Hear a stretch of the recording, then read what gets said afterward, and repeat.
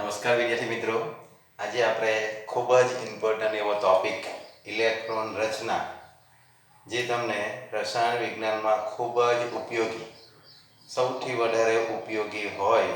કોઈ પણ ચેપ્ટરને સમજવું હોય એમાં ઘણું બધું એવું આવશે, જેમાં ઇલેક્ટ્રોન રચનાનો અભ્યાસ જો તમે નહીં કર્યો હશે તો એ કામ તમારું અધૂરું રહેશે. તો વેરી મોસ્ટ આઈ બી ઇલેક્ટ્રોન રચના જુઓ. તો ઇલેક્ટ્રોન રચના વિશે આપણે 11મા ધોરણમાં બીજું ચેપ્ટર પરમાણુનું બંધારણ, એમાં થોડી માહિતી આવે છે. તો એ 3 નિયમને આધારે, 3 નિયમ કયા કયા હતા? આઉગબાઉ, પૌલી અને હુન્ડનો નિયમ. તો પહેલા આઉગબાઉનો નિયમ શું હતો? જરા ટૂંકમાં માહિતી આપી દઉં છું. આઉગબાઉનો નિયમ એવો છે કે કોઈ પણ કક્ષકમાં ઇલેક્ટ્રોન જે ભરાય છે એ ઇલેક્ટ્રોન પહેલા ઓછી શક્તિવાળી કક્ષકમાં ગોઠવાય અને પછી વધુ શક્તિવાળી કક્ષકમાં ગોઠવાય છે. પહેલા ઓછી શક્તિવાળી કક્ષકમાં ઇલેક્ટ્રોન ગોઠવાય, ઇલેક્ટ્રોનની ગોઠવણીની વાત છે, અને પછી વધારે શક્તિવાળી કક્ષકમાં ગોઠવાય. તો ઓછી શક્તિ અને વધારે શક્તિને તમારે કઈ રીતે ડિફાઇન કરવાની છે? તો એના માટે જો તમે આ પહેલા શક્તિ સ્તરમાં 1s કક્ષક, બીજામાં 2s 2p, 3s 3p 3d, 4s 4p 4d 4f, 5s 5p 5d 5f, 6s 6p 6d 7s 7p, આવું તમને પહેલા તૈયાર કરી દેવાનું. શક્તિ સ્તર 7 શક્તિ સ્તર છે. 1 2 3 4 5 6 7. કયા શક્તિ સ્તરમાં કઈ કક્ષક આવે એ પણ તમારે તૈયાર કરી દેવાનું. હવે આ રીતે એનું જરાક કામ કરવાનું છે. આ લીટા પાડ્યા છે, જો આ રીતે લીટા તમારે પાડી દેવાના, સીધી લાઈન આવી જોઈએ આ રીતે. તો આમાં શક્તિ સ્તરનો ક્રમ બતાવીએ છીએ. તો પહેલા 1s કક્ષકની શક્તિ ઓછી હોય, પછી એના કરતા વધારે શક્તિ હોય 2s ની, એના કરતા વધારે 2p, 3s, 3p, 4s, આ રીતે. એટલે એમ શક્તિ વધે છે. એટલે કહેવાનો અર્થ કે ઇલેક્ટ્રોન પહેલા 1s કક્ષકમાં ભરાય, પછી 2s કક્ષકમાં, પછી 2p, પછી 3s, 3p, 4s, 3d, 4p, 5s. એટલે આ રીતે ઇલેક્ટ્રોનની ગોઠવણી થતી જાય. ક્રમ કમ્પ્લીટ રાખવાનો. કોઈ પણ તત્વની જ્યારે ઇલેક્ટ્રોન રચના લખવામાં આવશે ત્યારે આ ક્રમ કમ્પ્લીટ હોવો જોઈએ, એમાં ફેરફાર કરવાનો નથી. ચલો, તો આ અગાઉનો નિયમ. પછી બીજો નિયમ આવે પૌલીનો નિયમ. પૌલીનો નિયમ શું કહે કે કોઈ પણ કક્ષક હોય એમાં વધારેમાં વધારે 2 ઇલેક્ટ્રોન ભરી શકો. એક તો આવી શકે, પણ વધારેમાં વધારે મહત્તમ ઇલેક્ટ્રોન તમે 2 થી વધારે ત્રીજો આટલે ભરી શકો નહીં. એટલે કોઈ પણ કક્ષકમાં વધારેમાં વધારે 2 જ ઇલેક્ટ્રોનની ગોઠવણી થાય. ચલો, તો એવી રીતે s કક્ષક છે, ધારો કે p કક્ષક છે, d કક્ષક છે અને f કક્ષક. આપણે 4 કક્ષકો આવવાની છે એમાં. તો s કક્ષક છે તો s કક્ષકની સંખ્યા કેટલી આવે? 1. p કક્ષકની સંખ્યા આવે 3, d કક્ષકની સંખ્યા આવે 5 અને f કક્ષકની સંખ્યા આવે 7. એટલે તમે s કક્ષકમાં જો ઇલેક્ટ્રોનની સંખ્યા ગણો તો s કક્ષકમાં ઇલેક્ટ્રોન કેટલા? વધારેમાં વધારે 2 ઇલેક્ટ્રોન. કારણ કે કક્ષક 1 હોય, એક કક્ષકમાં વધારેમાં વધારે 2 ભરાશે. તો કક્ષક 1 તો વધારેમાં 2 ઇલેક્ટ્રોન, 3 તો ઇલેક્ટ્રોન કેટલા? 6. d કક્ષકમાં 5 કક્ષક છે એટલે 10 ઇલેક્ટ્રોન, f 7 છે કક્ષકો એટલે ઇલેક્ટ્રોન કેટલા? 14. આ કમ્પ્લીટ તમને. s કક્ષકમાં 2 થી વધારે નહીં, p કક્ષકમાં 6 થી વધારે નહીં, d કક્ષકમાં 10 થી વધારે નહીં અને f કક્ષકમાં 14 થી વધારે ઇલેક્ટ્રોન ભરવાના નથી. 14 આવી શકે, 14 કરતા ઓછા આવી શકે. d કક્ષકમાં 10 આવી શકે, 10 કરતા ઓછા આવી શકે. e કક્ષકમાં પણ 6 આવી શકે, 6 કરતા ઓછા આવી શકે. s માં 2 આવી શકે અને 2 કરતા ઓછા પણ આવી શકે. પણ આનાથી વધારે ઇલેક્ટ્રોન કક્ષકોમાં ભરવાના નથી. એટલે આપણે સિમ્પલ ઉપર જરાક આ માહિતી આટલે લખી દઈએ. s કક્ષક છે, આ બધી s કક્ષક જો સીધી 1s 2s 3s, એમાં 2 ઇલેક્ટ્રોન, વધારેમાં વધારે ઇલેક્ટ્રોનની સંખ્યાની વાત કરીએ છીએ. s કક્ષકની સંખ્યા કેટલી? 1. આ સંખ્યા કેટલી? 1. એટલે વધારે વધારે ઇલેક્ટ્રોનની સંખ્યા કેટલી? 2. ચલો, p કક્ષકની સંખ્યા અત્યારે લખી કેટલી છે? 3. તો ઇલેક્ટ્રોનની સંખ્યા કેટલી? 6. d કક્ષક લઈએ તો d કક્ષકની સંખ્યા 5, ઇલેક્ટ્રોનની સંખ્યા 10. એફ કક્ષક આવવાની સંખ્યા 7, ઇલેક્ટ્રોન કેટલા 14. તો આનાથી વધારે ઇલેક્ટ્રોન ભરવાના નથી, બિલકુલ ઇમ્પોર્ટન્ટ. ચલો બીજો નિયમ છે પાઉલીનો નિયમ. આ નિયમ છે. છેલ્લો નિયમ છે આપણો હુન્ડનો નિયમ. હુન્ડનો નિયમ શું શીખેલા કે કોઈ પણ સમાન શક્તિવાળી કક્ષકો હોય ને, સમાન શક્તિવાળી કક્ષકો S તો એક જ આવે છે, તો P ત્રણ આવે, Px Py અને Pz. તો આવી ત્રણે ત્રણની શક્તિ સમાન કહેવાય. આપણે એની આકૃતિ પણ જોઈ કે ત્રણે ત્રણ ડંબેલ આકાર ધરાવે છે અને ત્રણે ત્રણની શક્તિ સમાન છે. તો સમાન શક્તિવાળી ધારો કે P કક્ષકમાં 5 ઇલેક્ટ્રોન આવ્યા, તત્વોની ઇલેક્ટ્રોન રચના લખીએ છીએ આપણે, એમાં P માં ધારો કે 5 ઇલેક્ટ્રોન આવ્યા, તો 5 ઇલેક્ટ્રોન કેવી રીતે ભરાશે? તો પહેલા 1 2 3 પછી ડબલ કરવાના. એટલે પહેલા સૌપ્રથમ ઇલેક્ટ્રોન કેવા રહે છે? અયુગ્મિત. ઇલેક્ટ્રોનના સ્પિન પણ એક જ બાજુ રહે છે, ઉપરની દિશામાં તો ઉપરની દિશામાં. તો 5 ઇલેક્ટ્રોનને પહેલા અયુગ્મિત ગોઠવવાના અને પછી ડબલ કરવાના, એટલે 5 ઇલેક્ટ્રોન આ રીતે ગોઠવાશે. તો સમાન શક્તિ આવી રીતે ડી કક્ષકમાં હોય તો બરાબર છે. પહેલા ઇલેક્ટ્રોન 5 કક્ષક દોરી દેવાની અને ઇલેક્ટ્રોન પહેલા એક એક ગોઠવવાના અને પછી ડબલ કરવાના. એટલે સમાન શક્તિવાળી કક્ષકમાં ઇલેક્ટ્રોન પહેલા અયુગ્મિત પછી યુગ્મિત થાય. તો આ ત્રણ નિયમને આધારે આપણે કોઈ પણ તત્વની ઇલેક્ટ્રોન રચના તમે આવર્ત કોષ્ટકમાં કરી શકો છો. તો ત્રણ નિયમ ફરીથી જો શું છે? અવબળનો નિયમ શું કહે? ઓછી કક્ષકમાં ઓછી શક્તિવાળી કક્ષકમાં પછી વધારે શક્તિવાળી કક્ષકમાં. પાઉલીનો નિયમ શું કહે? કોઈ પણ કક્ષકમાં વધારે બે, આ એક કક્ષક, બીજી કક્ષક, ત્રીજી કક્ષક, તો વધારે આમાં બે, આમાં પણ બે આવી શકે, આમાં પણ બે વધારે આવી શકે. ચલો પછી છેલ્લો નિયમ આપણો હુન્ડનો નિયમ. સમાન શક્તિવાળી કક્ષકમાં પહેલા ઇલેક્ટ્રોન અયુગ્મિત ગોઠવવાનો પછી યુગ્મિત ગોઠવવાનો. જોઈએ હવે આપણે તત્વોની ઇલેક્ટ્રોન રચના, જે ખૂબ જ ઇમ્પોર્ટન્ટ. 1 થી 30 તત્વોની ઇલેક્ટ્રોન રચના વેરી મોસ્ટ આઈએમપી. એની પછીના તત્વોની પણ ઇલેક્ટ્રોન રચના તમને આવડવી જોઈએ. 12મા ધોરણમાં પણ એ કામ લાગશે, 11મામાં પણ કામ લાગશે. Very most IMP. જોજો હાઇડ્રોજન છે, તો હાઇડ્રોજન છે, હાઇડ્રોજનમાં પહેલા પરમાણુ ક્રમાંક 1 છે, તો એક ઇલેક્ટ્રોન પહેલા આટલેથી ચાલુ કરવાના 1s થી, એટલે 1s લખી કક્ષક. હવે એક ઇલેક્ટ્રોન છે એટલે ઉપર એક મૂકી દેવાનું. એવી રીતે બે ઇલેક્ટ્રોનને લખવા હોય તો આ બે પરમાણુ ક્રમાંક વાળું, તો પહેલું શેમાં આવે? 1s માં જ ભરાય. કોઈ પણ તત્વ લો પહેલું 1s માં જ ભરાય, એટલે પહેલા 1s2 થઈ ગયું. ચલો નેક્સ્ટ એની પછી લઈએ આપણે લિથિયમ પરમાણુ ક્રમાંક 3 ઇલેક્ટ્રોન કરવાના છે. તો 3 ઇલેક્ટ્રોન કઈ રીતે? તો 1s2, એટલે s કક્ષકમાં 2 થી વધારે ભરવાના નથી, તમને ખબર છે. 1 છે એટલે બે કક્ષકની સંખ્યા 1 છે, ઇલેક્ટ્રોનની સંખ્યા વધારે 2 જ આવે. ચાલો નેક્સ્ટ ટાઈમ પછી જઈએ. 3 પરમાણુ ક્રમાંક છે ને એટલે 1s2, આમાં 2 ભરાઈ ગયા. પછી કઈ કક્ષક આવી? 2s. s છે એટલે s માં 2 થી વધારે નહીં ભરાય, પણ 2 થી ઓછા તો આવી શકે, એટલે આમાં આવશે 2s કક્ષકમાં 3 કરવાના છે એટલે 2 આવી ગયા, તો 1 બાકી રહેશે. ચલો નેક્સ્ટ પછી બેરિલિયમ. તો પહેલા તો આમાં જ આવે 1s2 2s2, કારણ કે s કક્ષક આવી, 2 4 કરવાના છે એટલે 4 કરી દીધા. એટલે બોરોનનો 1s2 2s2 થઈ ગયા. 1s2 2s2, s માં 3 આવે નહીં, ભલે એટલે 5 કરવાના છે, તો 1s2 s માં 2 જ ભરવાના. p કક્ષકમાં 6 જ ભરાય, વધારે 6 થી ઓછા ભરાશે. ચાલો તો 1s2 2s2 થઈ ગયું છે. હવે કઈ કક્ષક એમ લાઈનમાં જવાનું છે? 2p આવે એટલે લખવાનું 2p કક્ષક. 5 કરવાના છે, 2 4 તો વધ્યો 1. p માં 1 આવી શકે, 6 થી ઓછા આવી શકે, 6 પણ આવી શકે. ચલો કાર્બન લઈએ તો 1s2 2s2, આ લખવાનું 1s2 2s2 પછી 2p. 2p કક્ષકમાં 6 છે એટલે 4 આવી ગયા, તો બાકીના 2 રહેશે. એવી રીતે 7 કરવાનું છે. હવે તમને ખબર પડવી જોઈએ 1s2 2s2 2p3, 1s2 2s2 2p4.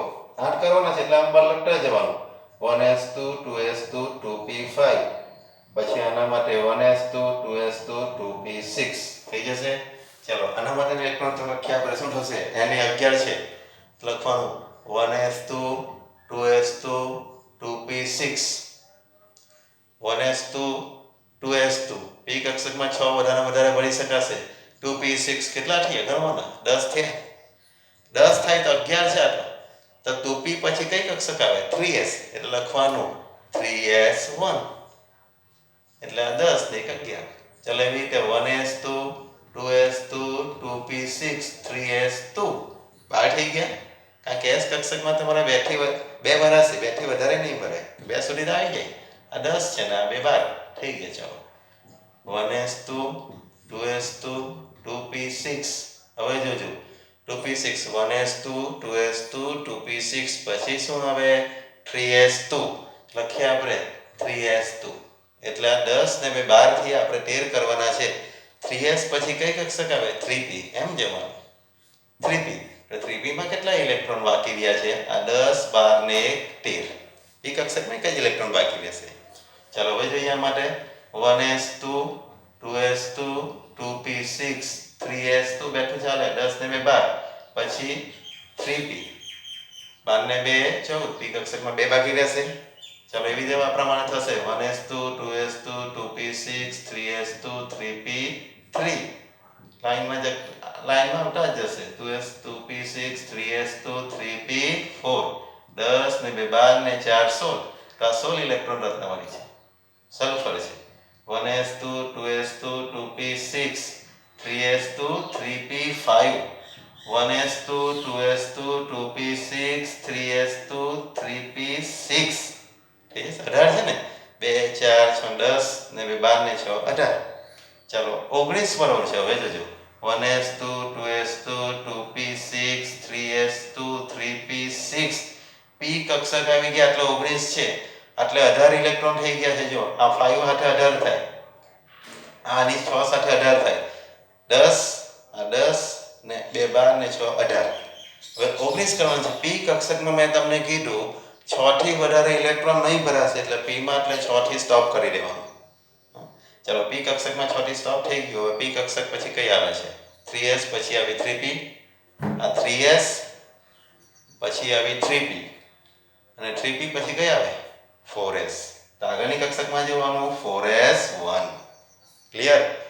તો આ ઇલેક્ટ્રોન આટલા ભરાઈ જાય પછી 4s1. ચાલો કેલ્શિયમ માટે જોઈએ તો શું થશે 1s2 2s2 2p6 3s2 3p6 18 થયા 4s2 18 ને 2 20.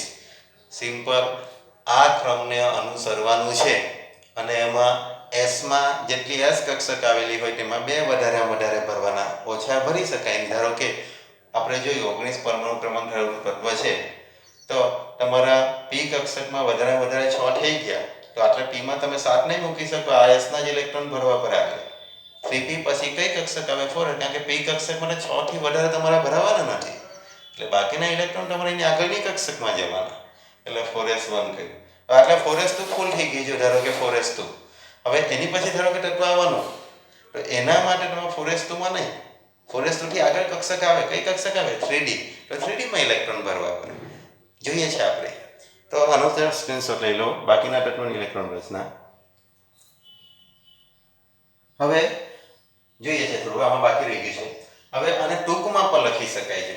ટૂંકમાં કેવી રીતે લખાય તો નિષ્ક્રિય વાયુ તત્વો તરીકે તમારે યાદ રાખવાના. નિષ્ક્રિય વાયુ તત્વો કયા તો helium, neon, argon, krypton, xenon અને રેડોન. અને કેવી રીતે યાદ રાખવાનું છે આપણે આવર્ત કોષ્ટકનું વર્ગીકરણ આખું આવર્ત કોષ્ટક તમને શીખવી દઈશ ઇલેક્ટ્રોન રચના સાથે.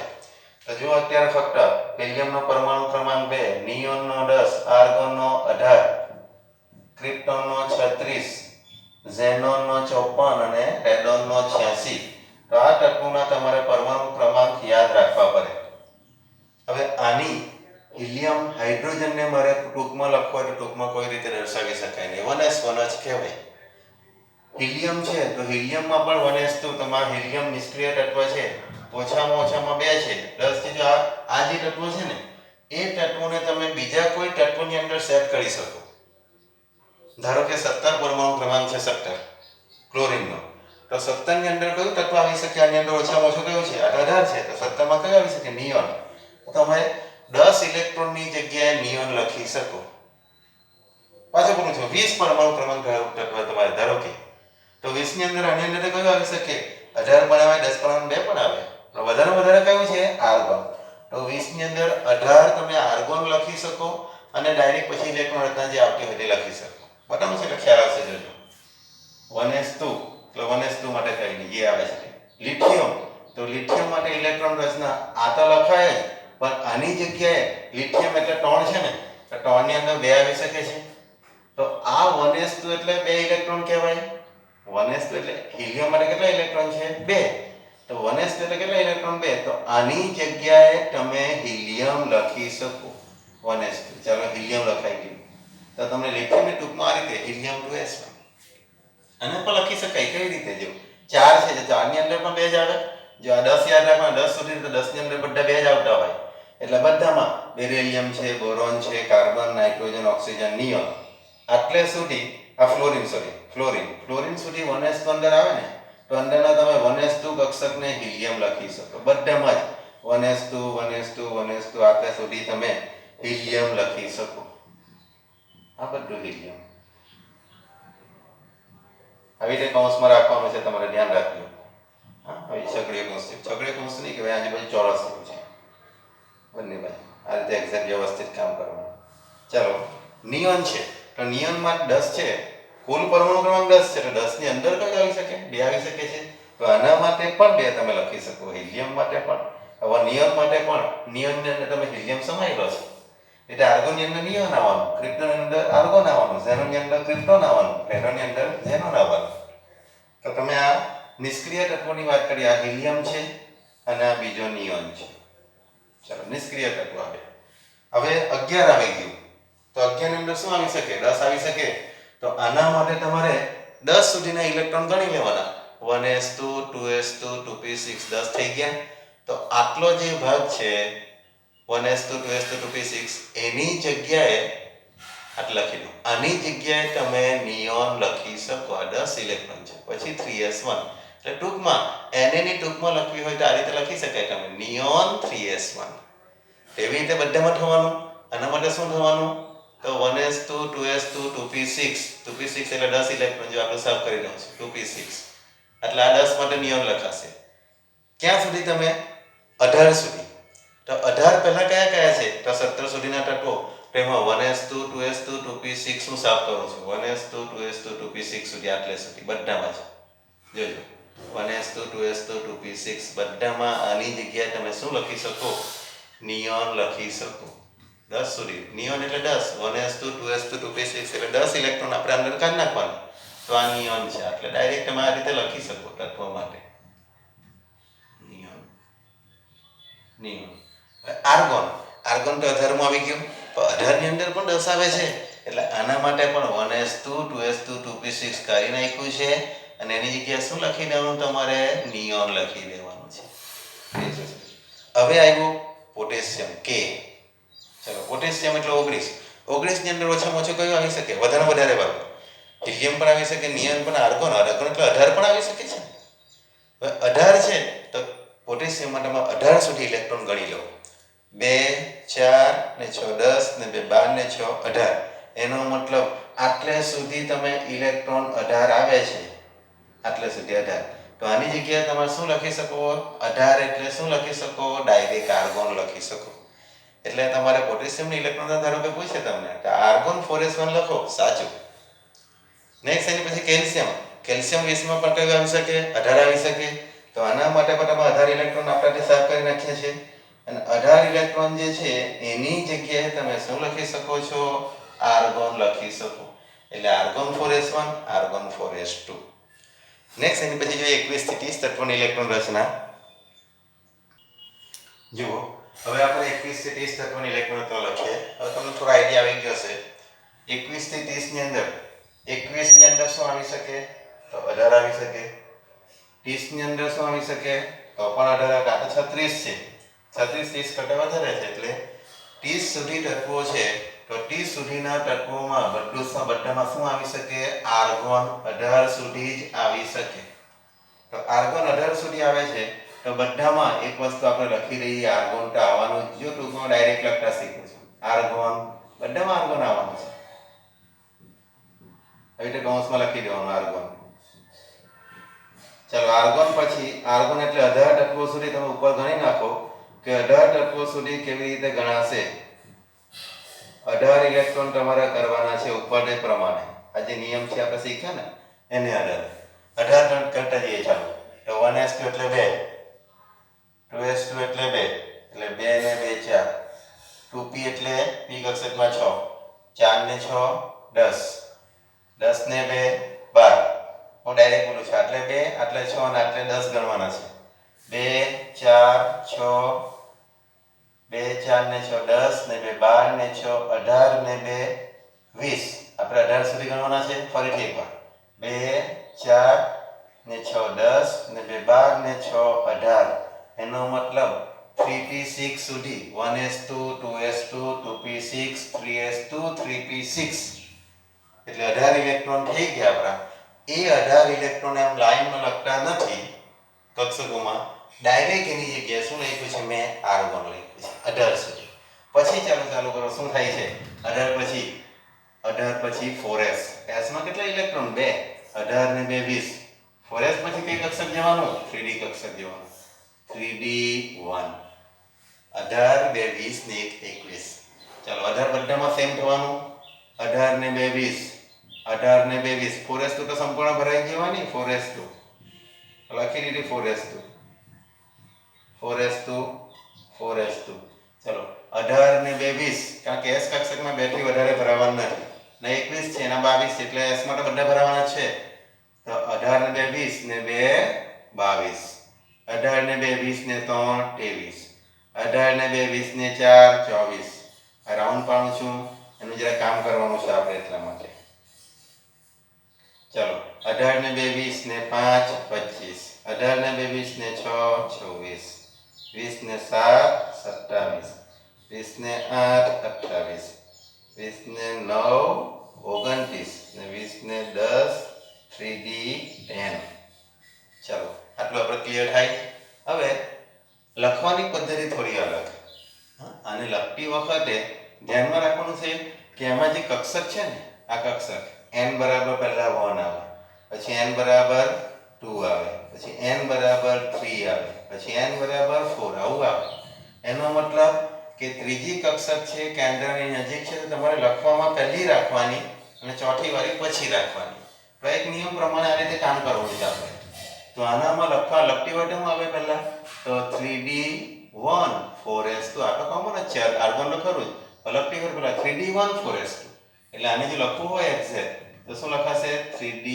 argon ફરીથી લખીએ argon 3d1 4s2 આ રીતે લખશે બધામાં આ રીતે તો આને argon તો કોમન જ આવવાનો બધામાં એટલે આને લખવું શું લખાશે 3d2 4s2 3d3 4s2 argon તો આવે છે આગળ આ લખવાનો છે argon તો આના માટે 3d4 4s2 3d5 4s2 3d6 4s2 બધામાં એક કોમન જ રહેવાનું છે 3d7 4s2 3d8 4s2 3d9 4s2 3d10 4s2 આટલું થઈ ગયું છે કારણ કે પહેલા 3 ને રાખીએ અને પછી 4 ને રાખીએ આટલું કોમન છે હવે બીજું ધ્યાનમાં રાખવાની બાબત આ બે છે ને આટલે બે ફૂડર ટીપાનું છે જોયું ક્રોમિયમ અને કોપર ક્રોમિયમની ઇલેક્ટ્રોન રચના કઈ છે આપણે જોઈએ આપણે ક્રોમિયમ 24 પરમાણુ ક્રમાંક આર્ગોન 3d 4s જો ડાયરેક્ટ હવે 18 ને 2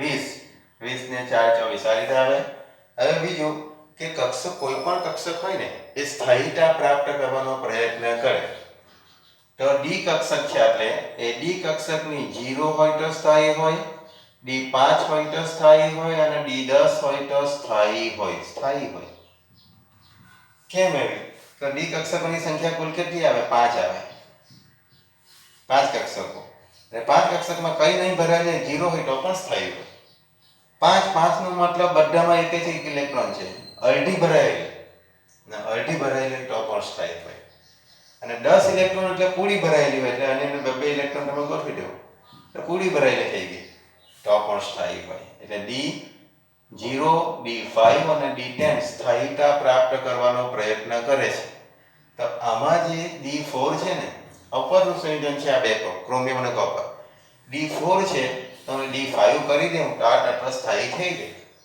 તો સ્થાયી બનાવવાનું છે આપણે તો d ની અંદર 5 કરીએ ચાલો એટલે 5 તો એક ઇલેક્ટ્રોન કાઢી લેવાનો આપણે બાજુમાંથી લઈ લેવાનો અને એક થઈ જાય એટલે આનો તો એક ઇલેક્ટ્રોન d માં આવી જાય છે કક્ષકો નજીક છે ઇલેક્ટ્રોનની આપણે થઈ જાય છે ચલો ક્રોમિયમ માટે એટલે ક્રોમિયમની ઇલેક્ટ્રોન રચના આપણે જે ગ્રાઉન્ડ પર હોય ઇલેક્ટ્રોન રચના શું આવવાની 3d5 4s1 આ એક્ઝેક્ટ ઇલેક્ટ્રોન રચના 3d5 4s1 ક્રોમિયમ માટે.